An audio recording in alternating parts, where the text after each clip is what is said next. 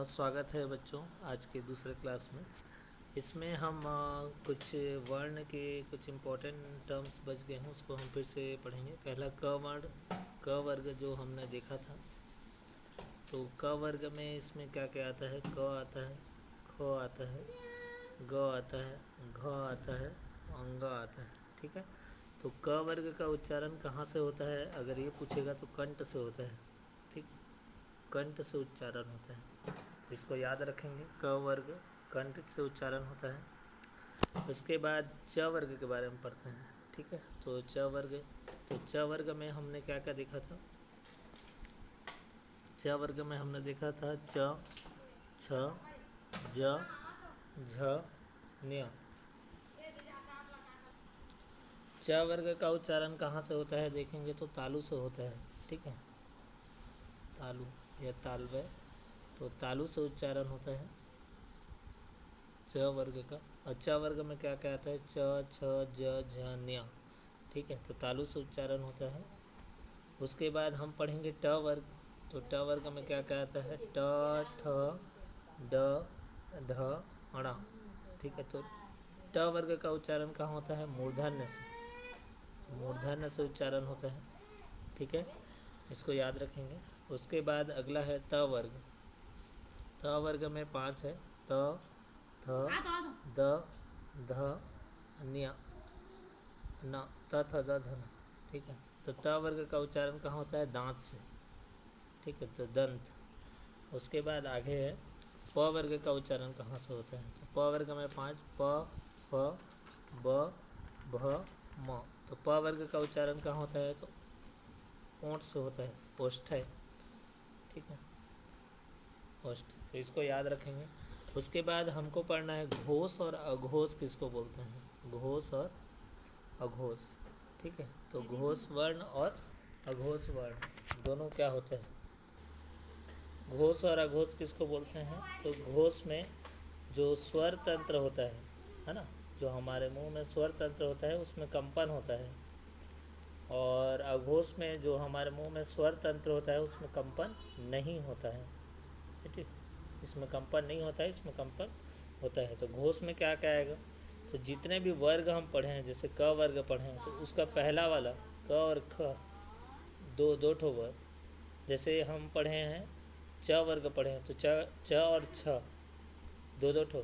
ठीक है, ये दो ठो। ये फिर कच ट वर्ग पढ़े तो ट और ठ दो ठो।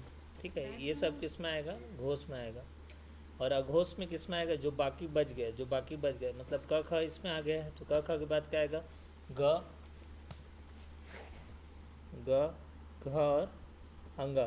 तो ये किस में आएगा?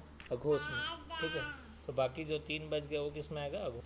ठीक है, तो घोष और अघोष समझ में आ गया, और किसका उच्चारण कहाँ से होता है ये भी समझ में आ गया। ठीक है, अब हम लोग आगे बढ़ते हैं, अर्थात हम लोग वर्ण को पढ़ चुके, स्वर को पढ़ चुके, व्यंजन को पढ़ चुके।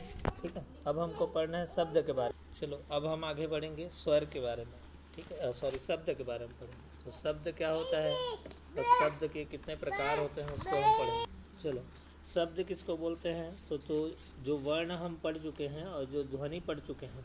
ठीक है, तो ध्वनि और वर्ण और ध्वनि दोनों को मिलाने से जो रचना होता है उसको हम क्या बोलेंगे? शब्द। अब हम लोग पढ़ेंगे शब्द के प्रकार, है ना। शब्द कितने प्रकार के होते हैं? तो पहला, अब हम लोग आगे देखेंगे शब्द के भेद, है ना। शब्द के कितने प्रकार होते हैं? तो शब्द के कितने प्रकार होते हैं? तो पहला रचना के आधार पर। ठीक है, तो रचना के आधार पर, इसी को बोलेंगे व्युत्पत्ति के आधार पर, मतलब उत्पत्ति के आधार पर। तो रचना के आधार पर या उत्पत्ति के आधार पर इसको 3 भाग में बांटा गया है। पहला रूढ़ शब्द, दूसरा यौगिक शब्द और तीसरा योग रूढ़ शब्द। ठीक है, तो तीनों में क्या अंतर होता है, इसका क्या उदाहरण है, उसको अब आगे देखते हैं। तो पहला रूढ़ शब्द के बारे में जानते हैं, है ना। रूढ़ क्या होता है? तो रूढ़ शब्द उस शब्द को बोलते हैं जिसको और तोड़ा नहीं जा सकता है ना, और जो दूसरे वर्णों के मेल से ना बना हो, है ना। यह शब्द से, जैसे नाक है, तो नाक को हम दो भाग में नहीं तोड़ सकते, जैसे ना धन क नहीं लिख सकते, तो इसका कोई मतलब नहीं है। तो जिसको तोड़ा ना जा सके, है ना, कि जिसको और तोड़ा ना जा सके और जो किसी के मिलने से ना बना हो, जो शब्दों के मिलने से ना बना हो, उसको हम क्या बोलेंगे? रूढ़ शब्द। तो रूढ़ शब्द समझ आया। तो रूढ़ शब्द किसको बोलते हैं? जिसको तोड़ा ना जा सके, जो दो अन्य शब्दों से मिलने से ना बना हो, उसको हम क्या बोलेंगे? रूढ़ शब्द। ठीक है। इसके बाद है यौगिक। इसका उल्टा है।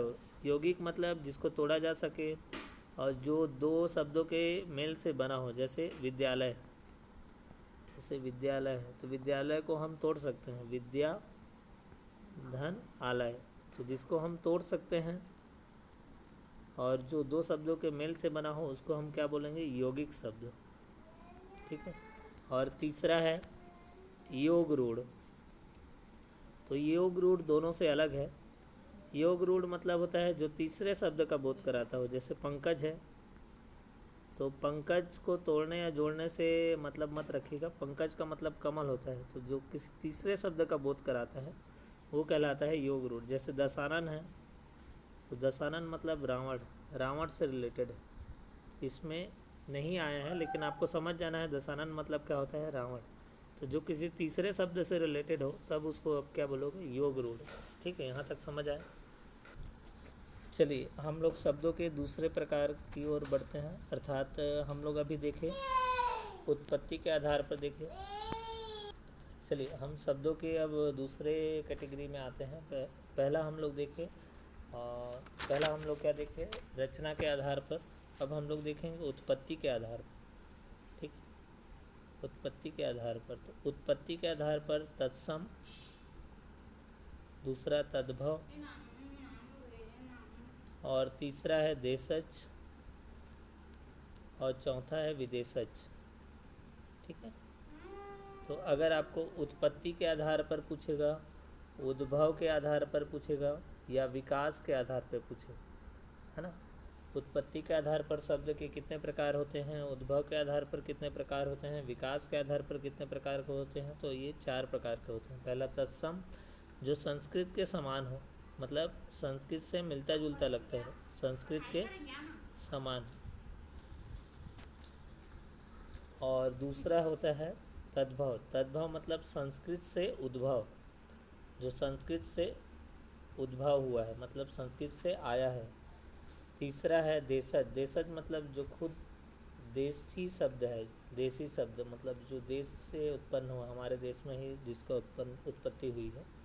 और विदेशज मतलब जो बाहर किसी दूसरे देश से उत्पत्ति हुई है। ठीक है।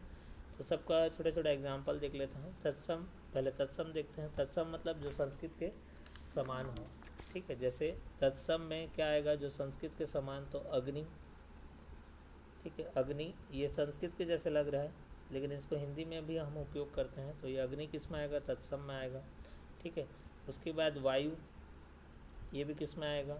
तत्सम में आएगा। फिर रात्रि, ठीक है, ये सब किस में आएगा? तत्सम में आएगा। तो अग्नि को हम क्या बोलते हैं? आग बोलते हैं, तो आग तद्भव में आएगा, लेकिन अग्नि आएगा तत्सम में। वायु को हम लोग क्या बोलते हैं? हवा बोलते हैं। ठीक है। तो हवा किस में आएगा? तद्भव में आएगा। और वायु किस में आएगा? तत्सम में आएगा। रात्रि को हम क्या बोलते हैं? रात बोलते हैं, तो रात तद्भव में आएगा, और रात्रि किस में आएगा? तत्सम में आएगा। ठीक है। तो दोनों यहाँ क्लियर हो गया, तत्सम और तद्भव। फिर अगला है देशज शब्द। देशज मतलब जो खुद हमारे देश का शब्द है। ठीक है। जैसे लोटा, इसका एग्जाम्पल है लोटा। ठीक, लोटा आएगा, जैसे इसमें क्या आएगा? लोटा आएगा। ठीक है। लोटा के बाद जैसे मुखिया, है ना, हमारे गांव में यूज़ होता है मुखिया। फिर उसके बाद गोबर, ये कुछ कुछ इम्पोर्टेंट है जो देशज शब्द है। जैसे धुआं। उसके बाद खिड़की, खिड़की। ठीक है। उसके बाद पगड़ी, पगड़ी, खाट, कटोरा, ये सब देशज शब्द है। ठीक है, इसको आप याद रखेंगे। चलो अगला हम देखते हैं विदेशज शब्द। ठीक है। विदेशज मतलब जो किसी दूसरे देश से आए हैं, इसको हम क्या बोलेंगे? विदेशी शब्द। तो विदेशज में आपको जानना है अंग्रेजी शब्द, कुछ कुछ अंग्रेजी शब्द जानना है। जैसे कॉलेज, कॉलेज का है अंग्रेजी शब्द है। टेलीविज़न, टीवी, टीवी नहीं टेलीविज़न, रेडियो, रेडियो ये सब क्या है, अंग्रेजी शब्द है, इसको आपको जानना है। तो आपको क्वेश्चन पूछ सकता है कॉलेज कौन सा शब्द है, तो अंग्रेजी में टिक मारना। उसके बाद हम लोग देखते हैं अगला पुर्तगाली शब्द। पुर्तगाली में फेमस है आल्पिन, ठीक है, आल्पिन पूछेगा। तंबाकू पूछेगा, सबसे ज़्यादा इम्पोर्टेंट, ठीक है, तंबाकू। साबुन, ठीक है, अचार, उसके बाद कमीज, ये सब आपको ध्यान रखना है। तो ये क्या है, पुर्तगाली शब्द है। अगला हमको जानना है कुछ अरबी शब्द, अरबी शब्द के बारे में। तो अरबी शब्द में औलाद, औलाद, अमीर, मालिक, आदमी, अमीर का उल्टा गरीब तो गरीब, किताब, मौसम, लिफाफा, ये सब है, ठीक है। तारीख, वकील, ये दोनों भी अरबी शब्द हैं, तारीख और वकील, ठीक है, तो इसको याद रख लेना है। फिर कुछ फारसी शब्द है। फारसी शब्द में जमींदार,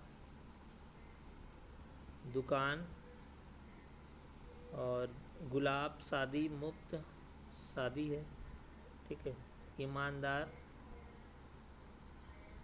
सरकार, सबसे इम्पोर्टेंट है सरकार, सरदार, ठीक है। तो इस टाइप का जो शब्द है वो किस में आएगा, फारसी।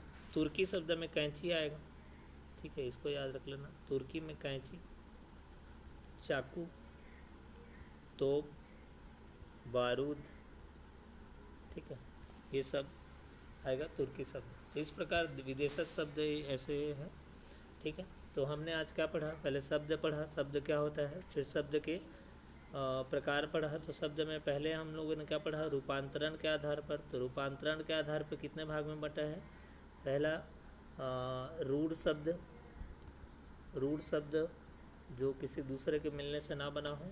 दूसरा यौगिक शब्द जो किसी दूसरे के मिलने से बना हो, जिसको तोड़ा जा सकता हो। तीसरा है योग रूढ़ शब्द। और हम लोगों ने उसके बाद देखा उत्पत्ति के आधार पर। तो उत्पत्ति के आधार पर कितने भाग में बटा है, 4 भाग में। पहला तत्सम, तत्सम जो संस्कृत के समान हो। तद्भव जो संस्कृत से उद्भव हुआ हो। फिर हमने देखा देशज शब्द, कुछ देशज शब्द हमने देखा। फिर हमने देखा विदेशज शब्द, ठीक है। इसके बाद हम लोग को पढ़ना है, थोड़ा सा याद रखेंगे शब्द के जो प्रकार हैं। तो पहला शब्द के प्रकार रचना के आधार पर था ना, रचना के आधार पर। दूसरा उत्पत्ति के आधार पर। और तीसरा रूपांतरण के आधार पर। और चौथा है अर्थ के आधार पर। तो जो रचना के आधार पर है उसको 3 भाग में बांटे थे। पहला रूढ़ शब्द, दूसरा यौगिक शब्द और तीसरा योग रूढ़ शब्द। और उत्पत्ति के आधार में तत्सम, तद्भव, देशज और विदेशज, ठीक है। उसके बाद रूपांतरण के आधार पर इसको 2 भाग में बांटा गया है। पहला विकारी, दूसरा अविकारी। और अर्थ के आधार पर भी 2 भाग में बांटा है। पहला सार्थक शब्द और दूसरा निरर्थक शब्द, ठीक है। तो इस प्रकार शब्द कितने प्रकार से बटा हुआ है, 4 प्रकार से बटा है। पहला रचना के आधार पर, दूसरा उत्पत्ति के आधार पर, तीसरा रूपांतरण के आधार पर, चौथा अर्थ के आधार पर। तो हमने रचना के आधार पर पढ़ लिया है तीनों प्रकार को, तीनों प्रकार को। उत्पत्ति के आधार पर हमने पढ़ लिया है 4 प्रकार को। अब रूपांतरण अर्थ के आधार पर बचा हुआ है। तो अब रूपांतरण के आधार पर देखते हैं। तो रूपांतरण के आधार पर, रूपांतरण मतलब रूप में परिवर्तन हो जाना। जैसे विकारी है तो विकारी में परिवर्तन होता है, अविकारी में परिवर्तन नहीं होता है। जैसे लड़का है तो लड़का में हम बस लड़का ही लिखेंगे और उसमें ई की मात्रा लगा देंगे, तो दोनों में अंतर हो जाएगा। मतलब लड़का में बस एक मात्रा का फ़र्क पड़ने से वो क्या बन जा रहा है, लड़की बन जा रहा है। मतलब इसमें लिंग में क्या हो रहा है, परिवर्तन। तो एक मात्रा के कारण या किसी एक पर्टिकुलर ध्वनि के कारण या मात्रा के कारण जो विकार उत्पन्न होता है उसको हम क्या बोलेंगे, विकारी। अविकारी इसका उल्टा, जिसमें परिवर्तन नहीं होता है, ठीक है। तो इस प्रकार विकारी समझ में आ गए। इसके बाद अविकारी, अविकारी मतलब जिसमें परिवर्तन नहीं होता है कुछ मात्रा या ध्वनि के परिवर्तन से, ठीक है।